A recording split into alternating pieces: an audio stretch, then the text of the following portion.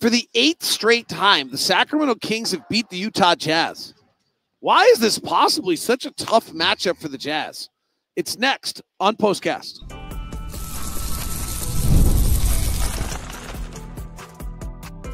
You are Locked On Jazz, your daily podcast on the Utah Jazz. Part of the Locked On Podcast Network, your team every day.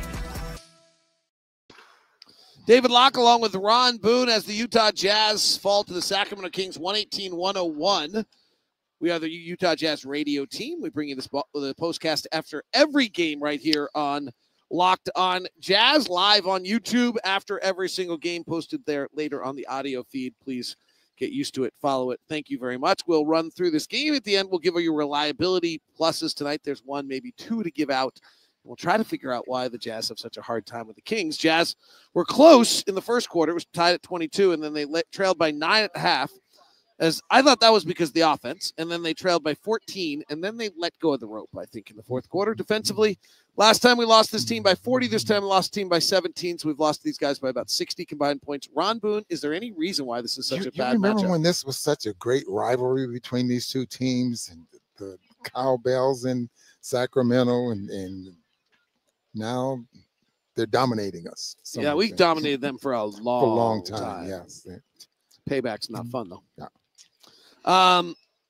Is there anything about that? Why would we have lost to them 8 straight times? Anything to that? I'm going by what I'm seeing now, especially the team that we're putting out there on the floor right now is just not as good as they are. Not as consistently as good as they are. I mean, we'll have our spurts, we'll have our games where we look so well. Matchups have a lot to do with that. And tonight was a little bit different. So I think our matchups against a team like this with, you got DeRozan, Keegan Murray. Yeah.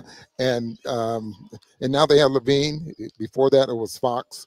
So this is a team that forced the Jazz to kind of play in the middle of the floor, and their defense just suffocates you. Yeah, they're not a particularly good defensive team, but they have been against the Jazz. Jazz offensive rating was 100 the other night, about the same tonight. The other one that's interesting on this, Ron, I would say, is I wonder if there's what you're basically saying is, okay, Sacramento's been the better team, which is true, and they haven't lost to the lesser team. Usually you lose 1 out of 8 to a lesser team. Yeah. Maybe there's something, and I would give Sabonis the credit for this, that while Sacramento is not great, 2 years ago they didn't lose any games to bad teams. Last year they did a little bit.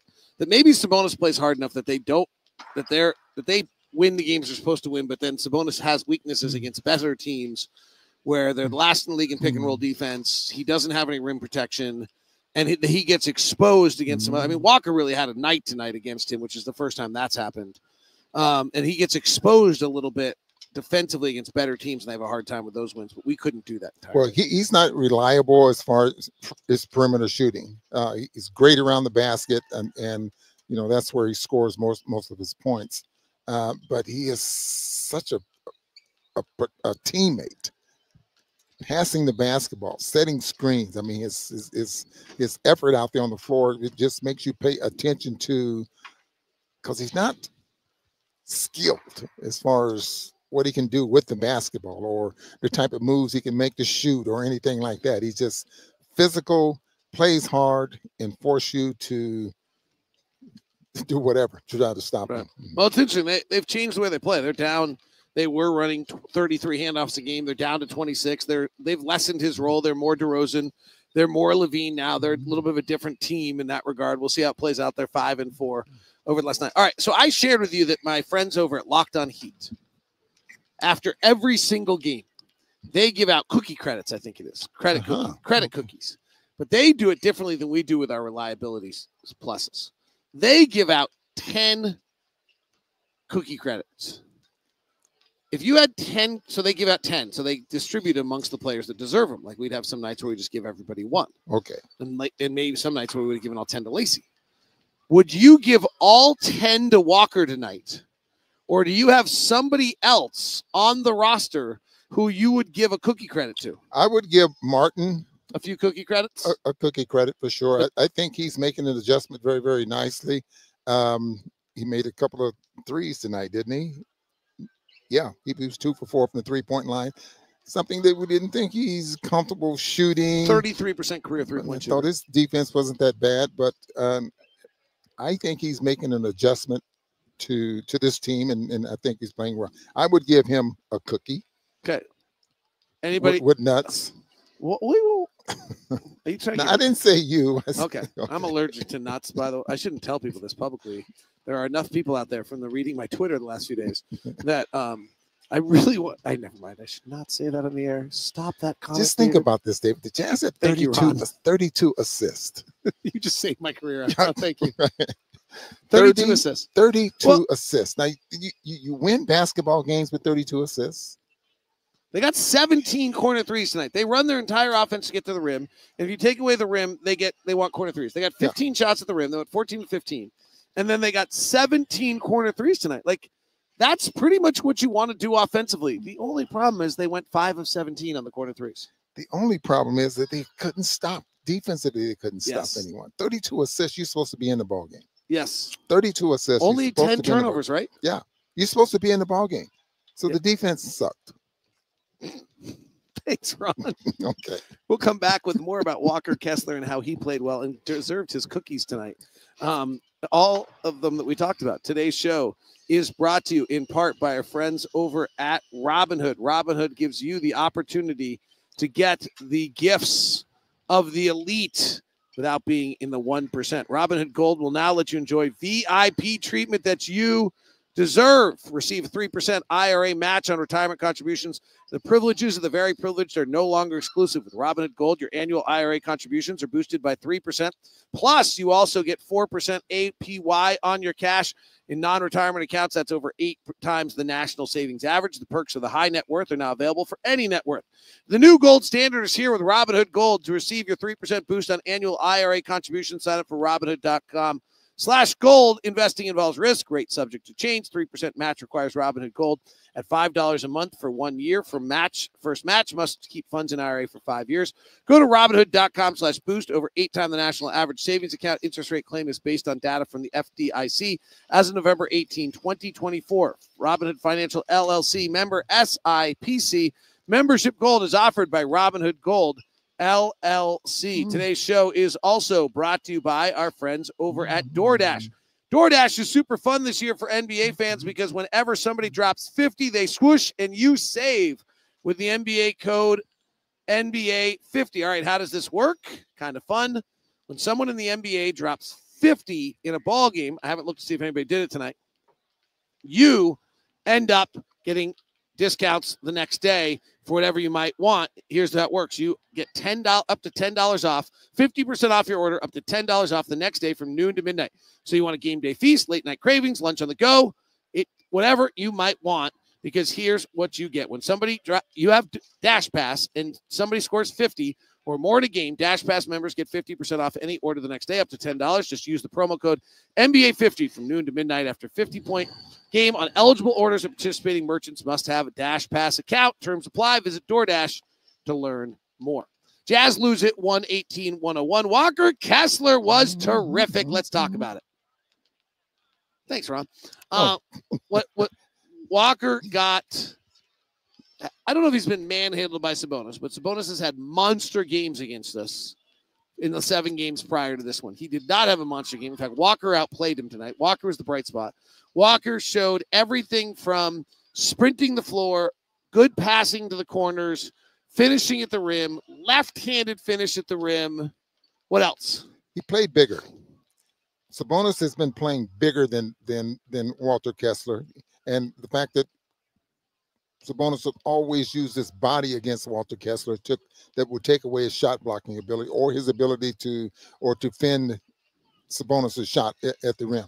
I think he has graduated now on how to be physical with players and playing long. I mean, he's there. In other words, he's not getting pushed around. He's definitely there.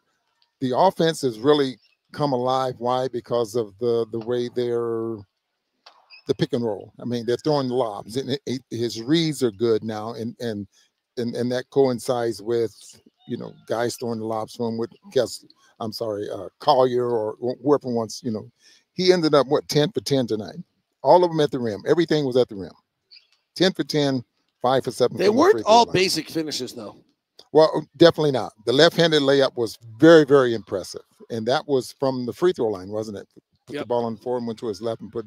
And then the lob where it was like he was behind the backboard and had to reach around to the front to put it in. And you love him sprinting the floor. Played the pick and roll well. Made some mid-roll reads. The growth is great. He's the bright spot of the season to me. Without a doubt. You know, anytime you're what's he been averaging, like 14, 15, 16 rebounds here. And I would say the other night he had a monster night against Jackson Hayes, who actually been playing okay, played pretty well for the Lakers last night against shorthanded Dallas team. I'm much more impressed by 25 and 14 against Domantas Sabonis. A lot of Walker's big nights have been against, and I thought he deserved credit for it. They've been against lesser centers, and I thought it was a big step in Walker's development that he was playing lesser centers and he was annihilating them. Yeah. He was kicking the crap out of them. So I thought that was terrific. To go up against an all-star center and do it is another step. Yeah. Next step for him, I think, David, you tell me what you think, is just to be a player that you can give the basketball to him 5 feet away from the basket and he can do something with it. And like a post or just off a roll? Just off the roll, whatever. Okay. If he could catch it, little jump hook here, little jump hook there. You can see he's using his left hand right now more so than we've ever seen him use it. That's because he's working very, very hard with his developmental coaches, getting the confidence to shoot that and position yourself to get it, and then having the confidence of your teammates to give you the ball. Right. All right. One other note for everybody. If you happen to listen to the broadcast tonight, this is it. I've had some. It was full to the brim. This is the Skittle thing that they give us. We go take. Not give us. You go get those, David. And have been eating these often during games and began to think it was maybe a few too many. Counted it up. Turns out this is a bag and a half of Skittles. I don't think I can do that anymore. We'll see what happens to my energy in second half of games. Guess I'm going to have to start watching you, David. Yes. Pay more attention. Well, I saw my belly yesterday in the gym, and so I've decided something has to change. All right, Ron Boone, what do we got? I only have 2. And that's going to be Kessler and Martin. I really like what you saw. It's not because the guys had bad shooting nights. I'm looking at the defense that the guys was playing on, and it just wasn't there. You see Collier right now struggling defensively. You see that they, again tonight, 26 minutes and wasn't in the ball game at certain times of the ball game because of the defense wasn't there. The other thing that's happened to Collier here, honestly, is as we're playing some other guys like Jaden Springer and Cody Williams and KJ Martin. Yeah. The fact that he can't shoot also is a problem. You can't have like 3 non-shooters on the floor at the same time. True. So it's making it harder to play. You can't play all these guys we've added all these physical defensive guys because we want that kind of player, and Jaden Springer on the 10-day contract and the 10-day and KJ Martin, but they're not shooters, and you can't suddenly just swing the ball around the outside endlessly and have nobody ever shoot. Yeah. So that's a little bit. And so Springer's 10 days will be up shortly. I think he's got a few more days. Yeah, something like that. Pretty close. We'll see what happens with that. Or were they re-signing? I have no idea. He's been good. Yeah, he's definitely been good. That wraps us up. Bag and a half. Not good. Whoop. Bag and a half -3. Have a great night. Thanks for tuning in. We'll send you now. Make sure you check out Locked On NBA Game Night. Every game, every night on Locked On NBA. Have a great one. See you later.